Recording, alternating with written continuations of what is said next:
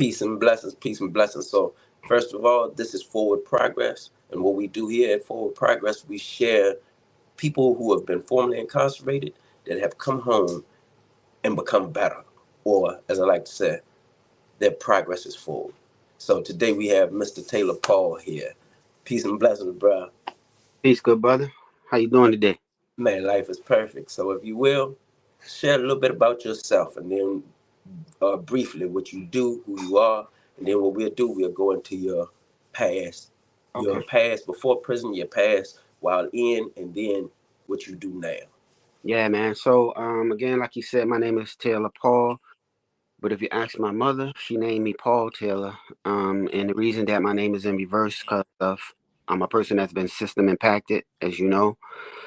Did like 23 years on a life sentence, first degree murder.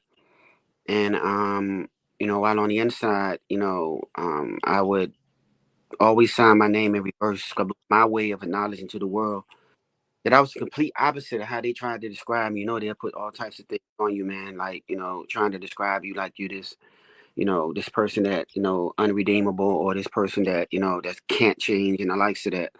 So the first thing I changed was my name, and put it in reverse. Um, I'm also the co-founder of VA League for Safer Street, and I'd be remiss if I didn't mention my partner, Jawad Abdul, who passed away a few years ago. We sat on a step in the system, wanting to come home and eradicate some of the social ills that we helped create. So we created this in prison, and he touched down first, I touched down after, and we've been running ever since. Appreciate that. Thank you for what you do. Yes, sir. So, what we'll do now is get into your caterpillar stage, I like to call it. If you will share with me a little bit about who you were prior to prison. Yeah, man. So even in that, I was a person I think that was misconstrued, man. Wasn't a person that if you listen to the urban legends or like that inside of community, they'll talk about me in the gangster hustler, bracket, if you will. And I just was a guy that really cared about the people that was around him, his community, and and I had some kind of unbalanced concepts and definitions, man. When it came to, what I thought was right, you know. But I was living in this. This is the '90s, man. Like, it was a whole different time, man. And as far as a kid, I grew up in, of course, public housing. Down in Newport News, Virginia, and it's so crazy, man. Like people think, they heard of Newport News before, Allen Iverson or Michael Vick. People always kind of heard it because a lot of people came through our city, But I grew up in public housing, and you know, um, had a two-parent household. My mom's husband, and whom I call my father because I refuse to call him a father, a stepfather, because I call him a father that stepped up because it takes a hell of a man to raise another man's child. You know what I'm saying? And he was from North Carolina. Oh, let me repeat that. He's from the great state of North Carolina. If he was behind me, you would have heard him say "great state." You know, Carolina man from Fayetteville, and they raised me up, man. And although living in public housing, you know, um, I learned a lot, man. Not just on the outside or just being in the neighborhood, but also, from my mom. You know, um, I'm just a bill sitting on Capitol Hill, wasn't just a jingle in the crib. Mom make sure I understood the difference between the House and the Senate at a very young age, man. Because that was something that she liked. She just loved, to talk politics. Although, again, we lived in public housing, and sometimes people get, where we live at misconstrued, thinking that there's no education going on or that there's nothing, ain't nobody talking about or the likes of that. They think it's just all moving and shaking and hustling and breaking, when actually, man, our parents do care about us. Mm. So, I'm assuming we're in the public housing is also where you learn how to, I guess the life or the lifestyle that you live prior to going into prison. Yeah, man. Every day you step out the door, like it's something new.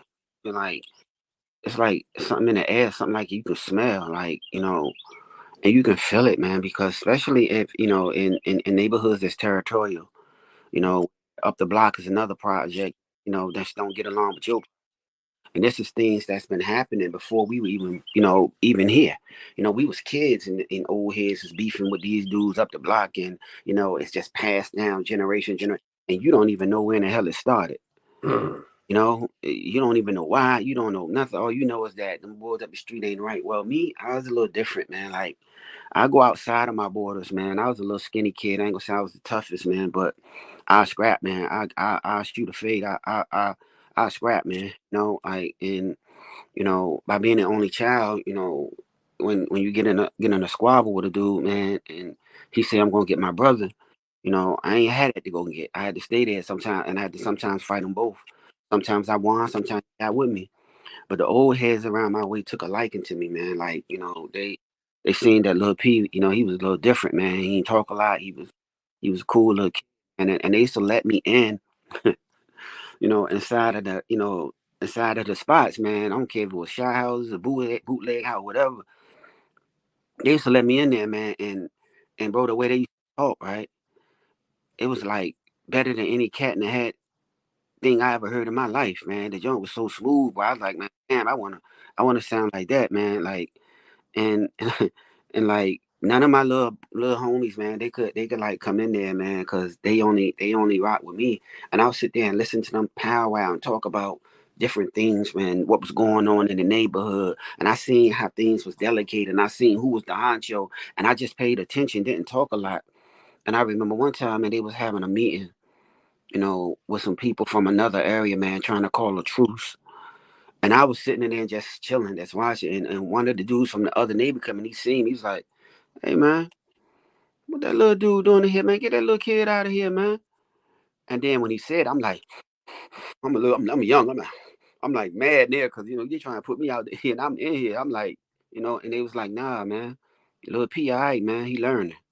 You ain't got to worry. Anybody you ain't got to worry about. You ain't got to worry about little P, and just learning the culture, man, from, you know, one of my homies' mother, her name was Big Mama, and she was like something, man. You know what I'm saying? She was something to reckon with, man, and she really loved me a lot, man. I remember before I used to hit the block, I'll come in and sit with her before I even go and try to get somebody.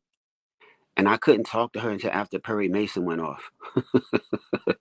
You know what I'm saying? And then she'll give me something. She'll give me a piece, and then I go out the door and carry on with my day. But yeah, man. So, from learning from those older gentlemen, I'm assuming your next steps was probably joining the streets. Mm. Yeah, so man, I was a smart kid in school, man. Mommy, was hella big on education, and her husband was a military. My dad was a military guy, man. So, you know, she wanted, she was serious about education, and I was so good in school, man. I'm talking about grades, everything, man. You know, um, and I remember going to school one time, and I remember I wanted something out of the cafeteria, man, like this honey bun. And this dude, man, this white dude, I'm asking people, yo, I need 10 cents. Who got 10 cents? Who got 10 cents? I need 10. I'm short 10 cents. And I asked this white dude, right? And he looked like he just stood there like a deer in the headlights, man. I said, man, what's wrong with you, man? Give me 10 cents, man. So you go in this pocket and give me all this change. So I was like, oh, bet. So I take it and I go back and I get what I get. Go on with my day, man. The next day I didn't go. No, the next day I get to school, I come a little late. And my mom was like, yo, man, the detectives are here looking for you. Looking for me. Come to find out, man, they looking at me for robbery. And they saying, and this kid, this white kid, and whom just so happened to be the basketball coach's son, told them people, man, told his dad, man, that I took his money. And they was looking for me and put me in detention, man. And it just went the other way from there, man. You know, Mm. just went the other way from there, man. I was so embarrassed, man. I didn't even want to go back, man. Go back. I ain't want to be not, man. I was just like, man, F it, man. So that's when I started hollering at some of the old heads, man, and they was trapping weed. First started trapping weed, man. At a young age, and from there it just took off, man. Okay, so you're moving about, and if you don't mind me asking, how did you get? You have already shared with us how you went to prison or what the crime was. How did you get there? Yeah, so um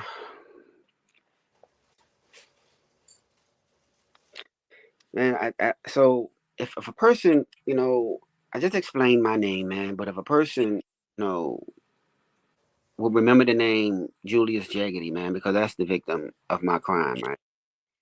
And he was a guy that once ran with us, and some things transpired, and they broke off from, and had some incidents with us where he was shot by my brother, a few years before, and some more things transpired where I brought my brother out after my dad, my biological dad, which is a whole nother story, man. My biological dad, got locked up, and I went to New York, and my little bro was living there, and I felt I can give him a better life because he was so dope in basketball. So I figure I can bring him out here, and as you know, AI, that's my little youngin too. I figure I can bring bro out here and get him to go to school with him, and he might even play for Bethel or whatever, And one day he on the basketball, and he's balling, man, and him and this guy had words, basketball talk though. You know what I'm saying? You know how basketball talk is. Mm-hmm. It escalated, and this guy leaves, go off the court, come back with a gun, and he leave my brother there. But nobody knew it was my brother because it was still, they didn't know it was my brother at the time. But when they found out it was my brother, of course the whole town like it's gonna be bad out here, and you know that's how I ended up. In prison, wanting to take the law into my own hands, wanting to, seek retribution, you know, and now that you're more cognitive in a way that, was even more disruptive than the first file. You know what I'm saying? That happened against my brother, because it affected what I done had a ripple effect. It affected so many people, not just the family and Mr. Jaggedy, man, his mom, his sister, brother. The fact that he never had a child. Mm. And me, how it affect my mother, my family, even my children, in which we can talk about a little bit later, man. Like it uh it affected a lot of people, man, you know. I And it was just about to ask you, when you first got your time, we're going to kind of move it forward. When you first got your time, mm. did you feel? Yeah, so you got time, man. When you trying to fight a circumstance, bear in mind, man, I've been charged with homicide 2 times before and walked out of court damn in preliminary. You know what I'm Mm. saying? In low court, never even made it to trial, man, because I it just never made it to trial, right? So I'm thinking like this is gonna be another one of those things, but it's a little different this time because this is the person, man, that like I said before, that used to be amongst our rank, Mm. but what we considered violations, we had to go separate ways, right? But that doesn't mean that I still didn't care. I didn't once upon a time and in that moment love this individual and his family. I knew his mother. You know what I'm saying? And so while you in there trying to rumble these things to fight these cases, you also got time to reflect, and you starting to like really think about some things, man, and you be like, damn, man, it's like, you know, it's just a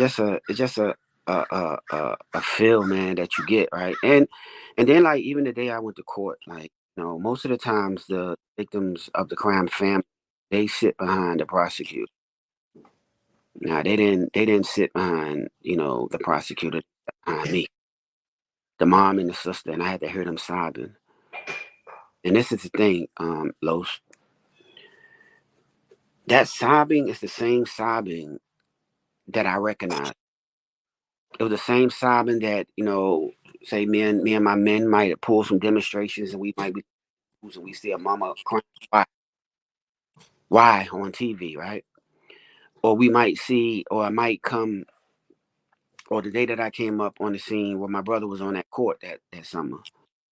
And I heard my grandma and my aunts, that same morning cry. Well, what I was hearing from, his mother, it was the same. Mhm. It was no different, you know. So you start thinking about the people we hurt, you know, because in the street, it like, you know, like I said, they come from us, so it could have been me. Mm-hmm. You know what I'm saying? It could have been him sitting in the I'm in, and it's my mom and them behind him, you know, or the likes of that, because it just was the time that we was in. You know what I'm saying? So yeah, man, you know, you just start to reflect on some things, like, you know, and you want to do different, and you know, you also have to know too that even during my hustling, you know, I won't try to make a career out of it, man.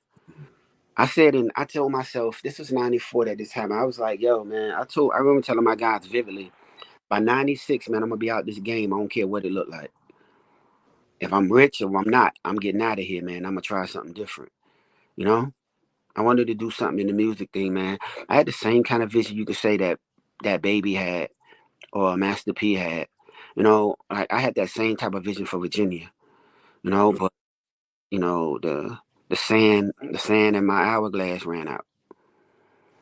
You used to, I'm assuming you used to rap, or? Nah, man, I just had an ear for the sound and knew a lot of people that were so talented, you know. And then I used to go back to NY, like on my peeps from NY between Long Island and East New York that knew a whole lot of the entertainers. Man. This is during the J. Rule the Damager, Black Moon. This is during that era, you know. Okay. Well, those dudes used to frequent Red, man, you know, and Jay and Wiz, them boys knew all these guys, so I had a connection to start making something shake, you know what I'm saying, to break something different, you know, from the South, you know what I mean, and I had intention because I had influence, you know what I'm saying, so I know I could have made it shake, man. I just, like I said before, man, the clock ran out on me. The hourglass. So you're in prison. Tell me a little bit about your stint, because how much time did they actually give you then? Yeah, man. So, you know, when you stand up, man, and a person, you know, tells you to rise, and the jury has come back and it found you guilty, you know, even if you try to do some things that, you know, and you made some sacrifices to save some folks, man. You took this thing and you went on up the street with it, right? And when they tell you to rise, and they tell you, you know, life, and you know, plus 26, you know, in your mind it hits you, but you've like, yeah, man, I'm gonna come back from this on a pill. I'm gonna beat this. This joint ain't gonna stick. You don't. It's hard for a man to accept somebody telling you you're gonna be gone for the rest of your life, man. Paper, life is life, but in Virginia, life is like 600 years on paper. You know, come on, man, you gotta die a few times, man, to get past that sentence. You know, and I remember when I first got to the system, I read an old head, man, and he had pull up. He was like, "What's up, young blood?" He said, "Man, how much time them white folks give you?" And I was like, man, I said, man, I got life plus 26. He's like, God damn, youngin. Man, he said, man, I got just single life and been here damn near 30 years. And when he said it, right, and when he walked off, like kind of shaking his head, man, I was looking at him like, man, that ain't gonna be me. Shit, that ain't gonna be me. I ain't gonna be here no goddamn. That ain't gonna be me. I was like adamant, man. I was mad at that old head, and I didn't even speak to him for a while. But while I was up there, well, no disrespect to old school, man, but man, I ain't like he, you know, said that to me, man, and you know, but it was what it was, man, and like I told you, you know, I come from two fathers, man. I ain't meet my biological father till I was like 19, 20, you know, because mommy, you know, kept me away because he was a moving and shaker, and when she got pregnant at a young age, he was gone, and you know. Come to find out that he had got locked up in New York City, you know, and he done a stint in Sing Sing. You know. So mommy ain't want nothing to do with him. I ain't even know the boy name, man, you know. But when I did finally meet him, I had one dad, you know, I told you when I was breaking up, was getting me ready to try either go to the military or college. And then when I met him, he was preparing me for prison because he knew as long as I was making it or chasing the American dream or making it a nightmare for others, then it was a strong possibility that I was going to end up there. So when I got there, man, it was like I've been there 5 years already. I'm talking about my first few days, like I've been there 5 years already because everything he told me and showed me, it was so vivid, and I seen it all. And I just followed everything he did, what he told me. The first thing you do is get there, you find you a weapon. Mm, The first thing I did was found me a weapon because I went to the most hostile institution at that time. Some people call it Killville, but it was Greenville. mm, Where the helicopter land and pick dudes up, man, and take them off because they get bad, man. They have so many holes in them, man. You can put that tampons wouldn't even stop the bleeding, you mm. know. So I arm myself, man, and but then your reputation precedes you. People knew about me in the state of Virginia before I got there. I don't care if you from Roanoke, I don't care Richmond, I don't care where you was from, because I took the unconventional way to where I am. You know what I'm saying? You know, I was in the juvenile detention. I was in the Beaumont Learning Center, which was the juvie prison for juveniles. And a lot of the same people that was in those circumstances in them young systems with me, they all graduated to prison as well. So when I get there, people already know about you or heard about you or know something about you. So they know the boy right there won't for play. So it wasn't like a hard transition for me, start quarterback in the circumstances I was in. So you're in there, you're making a name for yourself because of your environment in which some of the things that you felt that you had to, I guess you could say, solidify because of what your father had gave you. hmm So, And so like, and I want the type of dude that's in prison, man, like that, that can flex because I could, man. I like to try to iron things out, man, because nobody really want no war, man. You got so many different fashions in there, man. Like, you know, and you got dudes from Richmond. You got dudes from the 757, the Tidewater. You got dudes from the NY. They won't be as deep. But and then you got like so in the feds they got DC blacks. Well, mm, don't think Virginia don't got that. The DC dudes in DC don't stick together in the Virginia system too. You know, they're forced to be reckoned with as well, man. They don't they get with it too, man. Although they ain't even from the state, man, but they hold fast together. They may not be as deep as like as they are in the feds, like DC blacks in the feds, but they ain't no sucker. But me, as I said before, like man, I rock with a person, man. If they just was all right, man. If they was I didn't. I wasn't so territorial. Don't get me wrong. I cared about my area, my guys. You know what I'm saying? But you got to think too. I'm Muslim. So it's different. That's a whole nother fashion inside the prison. And then in today's prison, now you got. I watched that turn from like Richmond, just that to now it's like Bloods, Gangster Disciples, Crips, mm-hmm. MS-13. It's so many fashion, Aryan Brotherhood, even the Aryans. And I remember the beginning of the Virginia system, man. There wasn't a whole lot of flexing swastikas and stuff like that in the system, man. But now white dudes ain't scared either, man. They going for theirs as well. You know what I'm saying? So they didn't built their fashion up in the state system now. So it's a lot of politics in there, man. And I was known as a person, man, and you know possibly stop wars as well. No. I want to tap into that because I think even though you was in there amongst those older gentlemen back in the day when they told you, they said P learning, and you seen that group of men that came together that was trying to stop a truce. I mean, trying to commit a truce. What I learned just from hearing you is that they were preparing you, or you was being prepared, even for conflict resolution, even back then. Just Mm-hmm. from learning that, because you got to learn, you got to see something early on that you started using in prison. But that's even part of what you do now. Mm-hmm. But it stemmed from back then. But we're gonna stay in the prison scene just for a second.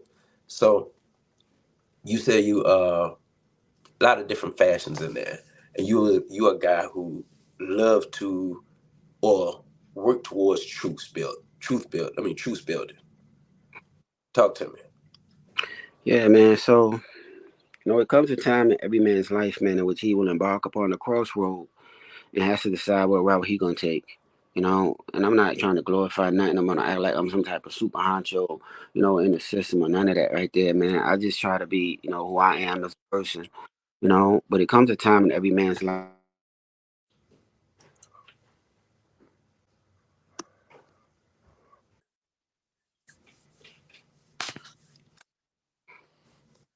and So you were saying that you're not yeah, like a go ahead. yeah, man. So like, you know, yeah, man. So there comes a time in every man's life when he embark upon a crossroad, must decide what route he gonna take, you know. And you know, I just wanted to do something different, man, and make something different contagious. You know, here I am sitting in this young forever and a day, you know, and I know now that I have to really think my way out of. If it was a physical way, if it was physical, then I'd have physical my way out the system. But it wasn't about being physical. You know, it was about trying your best to, you know, be cool like you be cool, man, and really navigate you a path, man, to be able to get home. So while on the inside, man, I remember, you know, another institution that had, you know, this is transferring years down to later, another institution had uh, that had a I was at an institution that had single cells, man. Like it was beautiful. Like it was an honor building, right? Mm-hmm. And and I remember, man, I was like, man, I got to get off of this joint, man, because it's too full, and I need to be at a level 3, you know. So I said, I'm gonna transfer back to Greenville, you know. And I remember telling the dude, they was like, man, you gonna leave this single cell, man, you cry. And I was like, nigga, I'm trying to get out of here, you know. No, excuse my language. I'm like, man, I'm trying to get out of here, man, like, you know. So I went there, man, for parole purposes, and I remember they had a reentry cognitive community. And I said, where they reentry to? They say back to society. I said, man, that's where I need to be at then. So, so I got me, you know, they heard about the works that I was doing, man. So I went over there and they pulled me in, man. A brother named Dawood was over there first, man. Actually told me this, he think I should come over there. Tell And me I about came some of the over there, works that you was doing prior to this. yeah, They man. got you. Yeah, so you know, the same old work, man. You know, I'm always, you know, building with the guys about, you know, the importance, man, of getting out and staying out, man, so you won't hinder the next man who up the bet. You know what I'm saying? Because if a dude get out, like it was a guy that got out of prison. I ain't gonna say nobody's name, right? But he got out of prison and he came back and he had killed some white folks during the holidays, man. That set us back in the system 5 to 7 years, man. Want nobody making parole, want nobody doing it wasn't nothing for us, man. We was stuck, bro. Like we was really freaking stuck, man. You know, and you know, I just was like building dudes, man, and making sure dudes try to understand what it's supposed to look like, man. You know, and a lot of dudes sometimes get time and they kind of give up, man. You know, you can get an astronomical number, but and you give up, but you never know what might can happen. So I used to always tell dudes, man, listen, man, if you stay ready, you ain't got to get ready. Keep your bags by the door, man, because that train of freedom, it comes by fast. And if you got to run and pack, you're gonna miss it. So stay Niggas ready, stay packed. you know, stay ready, man. So that was like some of the things I was doing. So anyway, they pulled me over there to that reentry program, man, and to be in a pod with the type of time you got, and it's 4 pods in there with 80 men, and every 6 months, all of them gone home Mm. except you. So you became more like a mentor or a teacher Yeah. to speak, Mhm. and all your students are graduating, Mhm. but you got to stay there and teach. Mhm. Yeah, man. You got Tell to. me about the feeling that goes with that because Well, it's a you know, feeling that's there. you build relationships, man, especially with youngins, man. That's like, that you've been around for all this time, and they see you consistent in your walk, consistent in your delivery. You know, knowing that you so much want to be a citizen of society, you being a citizen where you at right now. You ain't even thinking about none of the other stuff. You being a citizen right where you at, man. And that part alone was like, man, like it just felt good, man, to see them boys go home, man. And but I remember the day that they be gone. They had so much empathy for me.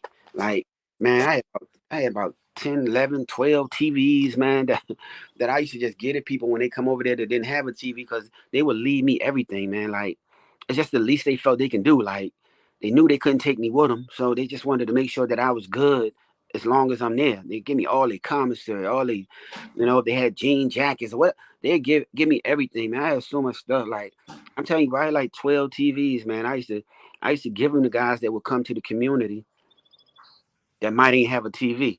I just say, man, here, just use this until you go home, man, right? And then they come and say, well, you got too many TVs, not in my cell, but you know, so I helped them start a TV rental program inside of that pod. So whoever come over there ain't got a TV, they're gonna be good for the 12 to 6 months they over there with this TV. You know what Mm-hmm. I'm saying? So they can be able to catch up on what's going on in their neighborhood or the likes of that if they in that area. And fortunately, we was in an area where it was close to not far from Richmond or Tidewater, so you can kind of get both news. You know what I'm saying? So it was pretty cool for dudes, man, to be able to have that aspect, man. And then of course for me, my channel pretty much stayed on things like CNN and news, man. But I started to really understand the cognitive approach that they was trying to do, but I just put my own spin on it. I gave it to them so they can understand it and made sure again they understood the importance of them getting out, man, and staying out, Los. Because it can hinder me. I said, man, you want to? He said, man, Pete, man, how can we help you? I'm gonna send you money when we get out. I said, bro, I don't need that. I don't need that. I need you to just stay home. Mm. Because more get out and stay home, my number come up. Sooner or later, I'm gonna be in it. Sooner or later, I'm gonna be in the dugout. Then sooner or later, I'm gonna be in the batter's box. And then sooner or later, I'm gonna be up to bat. And if I can get a single, I'm home. A double, I'm home. A triple, home. I'm home, man. A bunt. If I can reach first, I'm home. You know? So they understood that part, man, to the point that the reentry community that I was facilitating programs, I became the number one in Virginia, the number one site in Virginia. And then Virginia took over the number one spot of men getting out and not coming back. Mm. And I know it comes from our work, you know? And And and people don't talk about this. yeah, so because I'm gonna be truthful, and many men can tell you this, man. The Department of Corrections on I don't care what level it is, it does not rehabilitate you. It's when a man take that walk to the mirror and say he want to do something different. That's what I was about to say. And being that you were right there, tell me what sparked that thought in your mind. I know freedom, but Mm-hmm. what sparked that thought to say, you know what, I'm gonna do my best to revitalize myself and move a different way. Man, you imagine being in the system, right? And some young kid come in there, man. You've been in there already 20 years, 15, 18 years, 19 years, right? And a young kid coming there, man, 18, wasn't even born before you left, man. And he's coming in, his eyes is bright, he's looking for you, just want to talk to you. And then he get on the phone and he say, hey, P, man, hey, man, my mom want to talk to you. Your mom, so I get on the phone, hey, Paul, this such and such. Oh, yo, what up, man? How you doing? Been knowing somebody's mom from way back, right? And then after she's talking, then she say, don't, Paul, make sure it don't happen to my baby. You know, and then even worse, imagine, you know, one of the worst things that ever happened, man, was like being inside the system. And I remember when I first got there was a guy named Pan, and his dad name was Big Pan, man. His dad was a honcho in there, man. He was a no tolerance type of old head, man, from out the beach, right? And I remember Pan's like, man, oh man, come on the yard, man. I want to introduce y'all to somebody. And we go in the yard, man. And he's like, we come up on his old head, like, he said, hey, yo, man, this my dad. It's my pop there. This. And I was like, and I just bust out like, damn, you ain't here with your dad? Cause I ain't really like, I couldn't You phantom. couldn't fathom. Then years later, I'm going to Jumar, and a dude say, yeah, Key, it's a youngin right here, may say he's your son. Imagine being in a circumstance, man, where a kid that you lived in the same house with, taught him how to shoot the jab, kids wrestled and played with in your own home. Y'all shared the same roof. Now y'all sharing a cell in the system. Let's go even further. Imagine you've been gone so long, man, that you never had the opportunity to see him play basketball in the because you was gone. And he tell you, hey Pop, hey, come out tonight, man, on the yard. Pop, I want you to we got a game tonight. I want you to come watch. I'm talking about I'm out here on the side of a penitentiary rec yard watching my boy play. I ain't at Camden. I ain't at Camden at Duke University watching them play. I ain't at Georgetown watching him ball. I'm watching my son play basketball for the first time on a rec yard in the penitentiary. Imagine the tears I got to fight back in there, man. You know, imagine he on the top bunk sleep, you on the bottom, wide awake, man. You holding about your kids. You don't want them to hear you, but you know you failed that kid upstairs, man. You know, see, people don't want to talk about that, man. Everybody want to glorify the gangster part of it, man. Of like, how niggas, how dudes be getting it in and doing this and doing that, and more power to them, man. Because it's some legends that been through the system, man. That I take my head off to all of them, man. All of them, because some of them ain't make it, man. Some of them dead. Some of them got killed in there. Some of them, Literally. and they never coming home again. They never gonna be around their children. Never gonna be around their omi, their mothers, or none of that, man. But nobody want to talk about that part right there, man. How many men in the penitentiary that's sharing a yard with their own flesh and blood, reunited with your dad, man. Your dad gone 10 years before you, and then next year you get to the prison later, and y'all on the same yard. When your mama come visit you, they coming to visit your children as well. Can you imagine what type of failure you feel like it's gonna hit you. I don't care how tough how thorough you may be, man. It gonna hit you, man.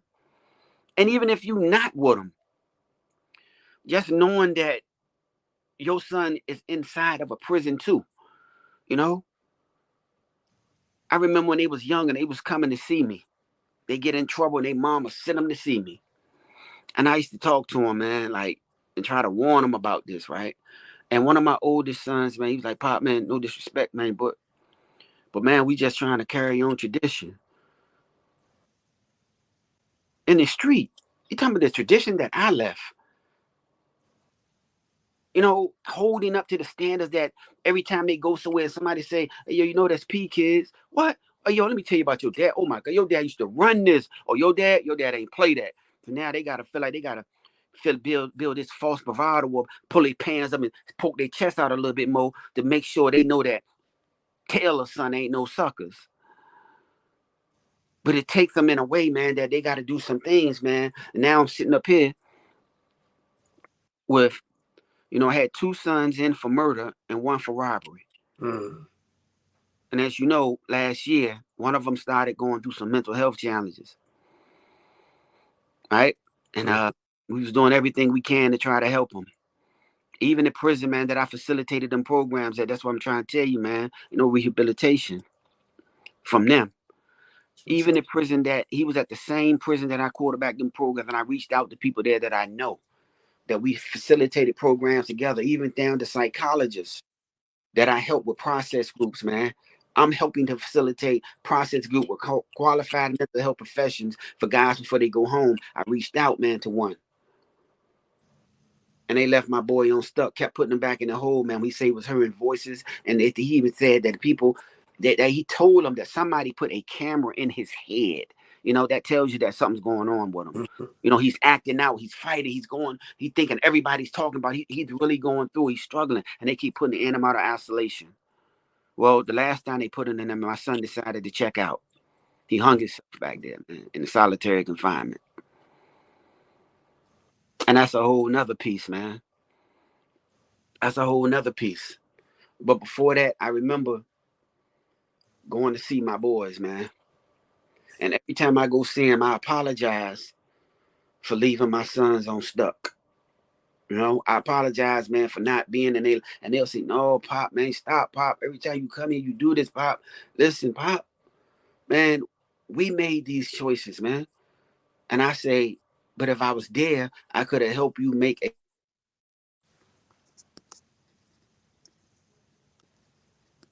Yeah. So, again, I was saying, like, every time they come to see me, I would, I go and see them. I would apologize for leaving them on stuck. And he said, you know, it's not your fault, Pop. We made these decisions. But I say, well, if I was there, I could have helped you make a better one. And that's the part that we living in right today, man, that people don't really understand when they be sliding and, using them sticks and the likes of that. We living at a time right now, man, where fathers can raise guns better than they raise their own kids. You know, Mm. and if you sit back and think about, and I don't care what type of man you are, you cannot tell me once you get in the circumstance you don't think about your youngins, you know, and what's going on with them. And if you look how some of the baton is being passed, man. If you look at the children, especially the male ones, right, of certified gangsters or certified killers or the likes of that. If you look at their children,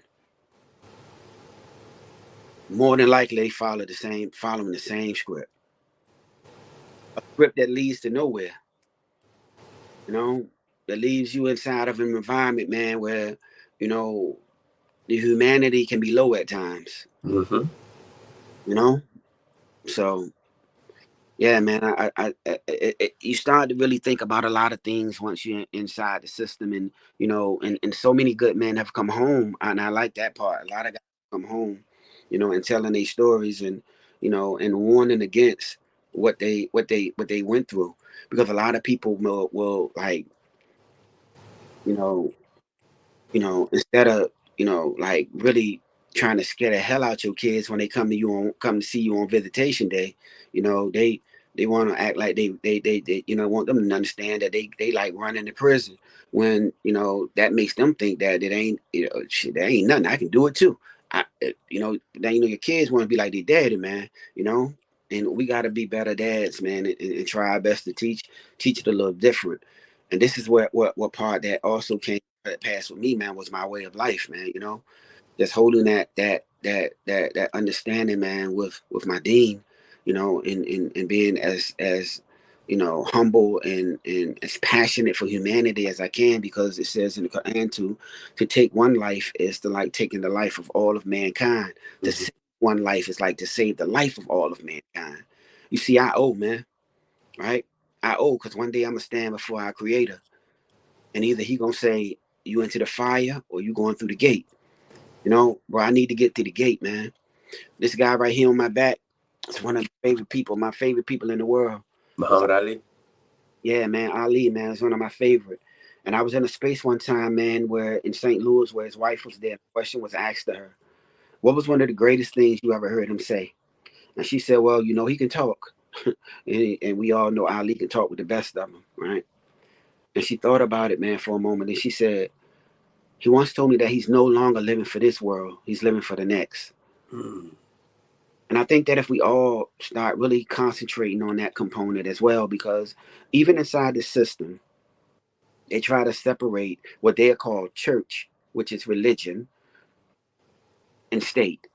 Mm-hmm. Look out here now in society, with politicians and the likes of that, some of the rules and some of the things they do and some of the things they say, they've excluded God.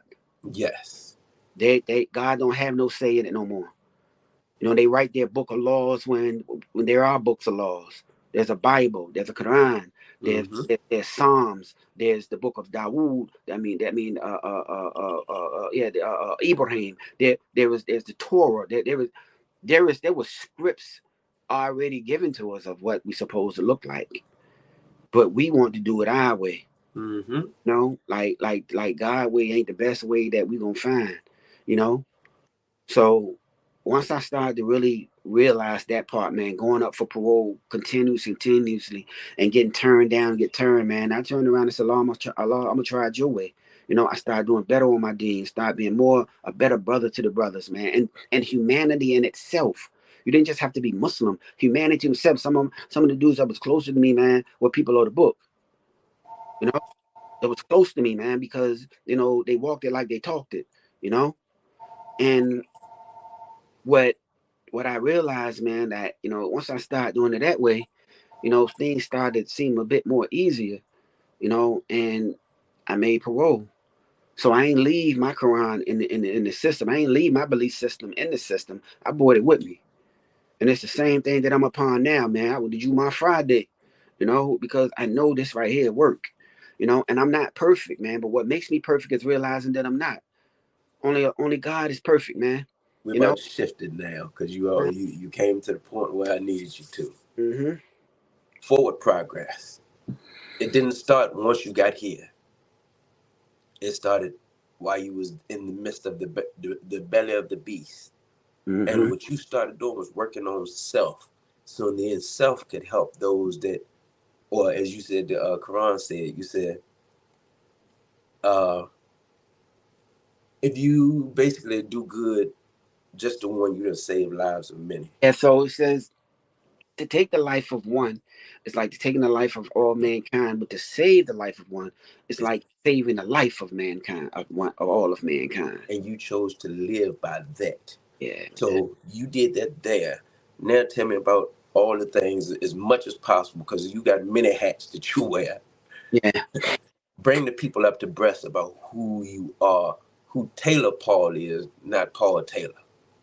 All right. So I have to first, before I leave, before I go, I have to tell you about a story real quick from the inside. Right. So it was a guy, man, a Muslim man that I absolutely love. Love to death, man. He was like a father to me, man. Like taught me so much inside of that system. And I remember when I first met him, he had just transferred from the federal system, right? Well, no, from another system, and I'm not sure if it's from the federal system or not. I think it was, right?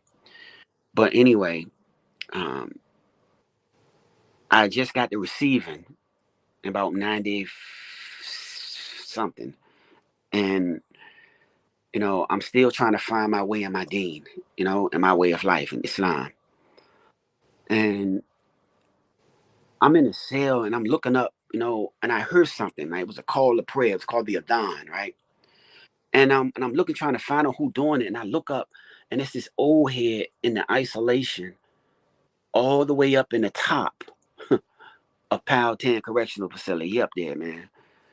And and I just yelled out the window to him, man. He was like, Aki. And I was like, Salam. And I just started talking to him, man. And I was like, man, you need anything? He's like, well, I just need a few things. I ain't where. And I tried to make sure I had sent everything. And then I finally get to Greenville, and guess who's there? He was. Took me under his wing, man, and taught me so much, man. Like he was my Sahaba, like a Sahaba is a person like your companion, man, like your partner. You know what I'm talking about, man. And Iron sharpens but iron. but he was more like an Abu, like a father though, man. Like all the way down to you know when we transfer to different places and we hook back up at a place called Sussex too. Now he's a bit older, and he's going through some things. And he was in a program, man. It was the end of life program because he had a cancer, a brain, a cancer, right? And guess who we asked for to come take care of him? You. Yeah, man. Yeah, man. And he passed. He passed away, man. You know, but that was one of the most, man. I love this dude, man. Like, man, he's like I said, man, he's like a dad. And his name was Ralph Walker. You know, you know, from out of Washington D.C. One of the best companions, man, a man can ever have, man. One of the best brothers, father figures that a man can ever come into tune with, man. Because the way he walked it, he talked it, man. He was the best, one of the best imams I ever had the privilege of being a amir for, you know. And amir, that time that I was the head of like the security, he trusted me with that, man, and I ain't play about it. And then he was the first person to ever say, "You giving the cook bar for this Friday." I'm scrambling. The cook bar's like, you gotta You get had up. to preach. Yeah, you can. Yeah, man. And I'm like scrambling, but this is how much, you know, And when he passed, man, it just, I wanted to take that that his humbleness, man, his humbleness for mankind. And don't get me wrong, but he went through some things, man. He was he'll get with you now. Don't get me wrong, but he was so humble now. Some of the stories he would tell me, man, like from his past experience from being in prison to, in the federal system to here, then some of the things he would talk to me about, man, like it just, and just to see who he was before he passed, and who he was then before he actually became older, you know, took me out there, man. He was the older dude, took me out there on the handball court and taught me a lesson, man. I ain't believe that old man beat me and move that fast, man. But he taught me a lesson on the handball, man. But a lot of the things that I got, man, comes from him, you know. So I wanted to come home and do some things the correct way, with my brother in my heart, you know, you know, and yeah, man, I just wanted to come home and do some different things. So since I've been home, like I said before I came, me and my partner Jawad Abdul, and whom, as I said before, has passed away, started VA League for Safer Streets, man. It's an unorthodox basketball, man, where we just pretty much use basketball as the big to get all these Warren communities here out here in Richmond, man, these different neighborhoods where these boys get to it, man. Like, to bring them together. And our motto is no workshop, no jump shot. Meaning before they get on the court, we talk about problem solving, conflict resolution, and critical thinking. It's our way of bringing prison to them, so they don't got to go to prison to get it. And we've been running since 2017, man. Real good look for us, real good look for our demographic. And we use a lot of people with lived experience to come in and do the workshops, man. Guys that come in that, can, speak the language of the people, and give it to them in a way that they can understand, and you don't have to have a PhD to do that, man. A little lived experience, man, rallies a lot of degrees, and people are finally starting to realize that. And I really appreciate that part for some of the predecessors that came home before me, and some of the old heads, man, that have showed us the new way, that realized they might have been leading us the wrong way, and now it wasn't too late. It's never too late to lead us the wrong way. And just to see them doing things different, man, and you want to do that now. Some of our local heroes wasn't LeBron or, the Michael Jordan and the likes of that when we was coming up, or the kids coming up today. It was people like that looked like us, that did like us, and to see them transition and being successful in that transition, that you can do it too. To get a call from the prison and guys say that, when they see us down the General Assembly lobbying for second chance, second look bills, and to bring back parole or end solitary confinement, and showing up in 20 something degrees in front of the General Assembly lobbying for the men at Red Onion that's on hunger strike for the way people treating them out in that Western district. When people, when they call you and say thank you, or you get JPay messages saying, bro, man, we appreciate you not forgetting us, you know not forgetting us, man. That part right there, man. Like, man, I'm one that has not come home, and forgot about him, you know. And my motto has been, if I always remember, I'll never forget. But I don't want to forget what I've been through. It's the reason that Allah subhanahu wa ta'ala sent me through that circumstance, man, because it's something that I had to get, you know, to make me full circle, you know. So I'm not bitter about not one day of those 23 seasons, 23 years that I did, I'm not bitter about it at all. I just know that, whatever God decree is gonna be. And in Arabic he says kun fire kun, be and it is. And if God says be, man, It is. it is, man. And I've come to terms a long time ago, Alos. My arms too short to box with God, man. He got the reach on me. God, does he? You know? Look, if you will, talk about your speaking engagements because you are also a phenomenal speaker. Yeah, man. So I go all across, the different places, and you know, talking about not just transformation, but just talking about us, man, and making sure people understand that today's returning citizens, and I'm talking about all of us, are more politically aware, Hmm. the more educated, more cognitively aware, but they also need to understand that we hella big about public safety too. Yes. And not just in suburban America, but also in our own communities. You see, a lot of men have come back, man. And shout out to all the OGs that's come home, that's putting in work, and that once upon a time ago was behind the gun, right? Hmm. Now they're in front of it, trying to stop and eradicate again some of the social ills that we help create. They're using their influence, you know, that they're Michael Jordan or they're LeBron James or, you Don't know, do. towards people. They're using their influence, their sphere of influence to go back and try to coach these youngins up on what it's gonna look like if they do not find a new direction. You know, and you know that part right there is like, now even yourself, man, with a platform like this and everything that you stand for, you know the drill, and I probably somebody need to probably, you know, get on the Founders Forward and interview you on your own podcast, because you too have a story that people need to understand, that where we come from, and you know, and it's not going, and the part is like, if anything, prison teach you is patience, I promise you. right? Everybody don't get it though, but for those who do, oh God, me Kevin, boy, you know one thing: a seed takes forever for it to grow fruit. But you learn that in time, that stuff called growth, it's in due time is maturity, and it will grow fruit. But you have to be patient enough to go through what I call God's timing. This is all you are.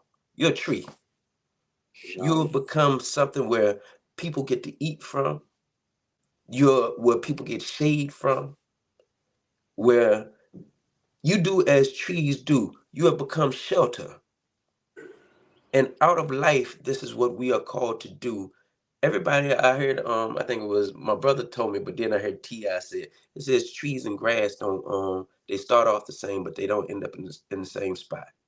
mm, And what you are, I see a tree that is bearing fruit. Marsh, Yes, you had to go through that dirt, and it took a while for you to, actually pop up out of the dirt. But once you popped out, that little plant that started off only had to grow and to become the tree that you are, and now the fruit is being shown. Everything is being matriculated, so then you can change the world. Our stories change the world when we are willing to. I like to tell people now, you're the main character of your story. mm. Everybody else, they are just the supporting cast members. But Hey, hey, and the villain in somebody else's. good look, if it's some, but even that villain may have started off, but what he became was the superhero. And when he becomes the superhero, what's about to happen is literally gonna change the way things are meant to be. Remember, what is it, Kuba?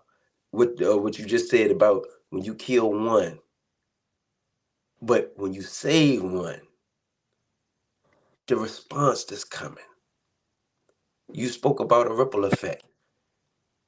When you drop your pebble in the water, the ripple effect that you have created now, or the seeds that you sown in prison with those men inside that those pods before they left, they decided to leave with what you gave them, and those seeds are growing trees now. But your work didn't end there. You brought that work out here and been doing it. I thank God for that older gentleman that took you up under his wing. Shout out to him. Alhamdulillah, Allah, I great. thank God for your partner who came out before you and said, "Look, y'all came home and did what you're doing now." But I thank God for you because I didn't meet neither one of them. Alhamdulillah. But what I got your story, I got their stories, and what we get to do is share their story. But I get to share you. And as you did say, you said somebody need to interview me. I'm still trying to figure out how to interview myself. I ain't even gonna lie. I'm gonna figure out how to. I'm gonna be on this side. Then I got to is a timetable I'm running through my head because I got to get all the time. But I'm gonna sit on the other side of the screen and I'm gonna do myself, and I'm Alhamdulillah. gonna figure this out because what I do understand, stories are important. The youth are waiting on us, and we're the superhero that has to save. So then they can become the superhero for somebody else. Mm. So if don't nobody else tell you, I want you to know that I thank God for you, man. Alhamdulillah, I appreciate it, man. Alhamdulillah, man. And may, you know, Allah subhanahu wa ta'ala allow, the brother, you know, his name is we call him Hakeem, you know, Ralph Walker and Jawad and a lot of the brothers that have passed away, you know, may allow them to enter Jannah, inshallah. And I know last time we interviewed, the sound messed up, but I think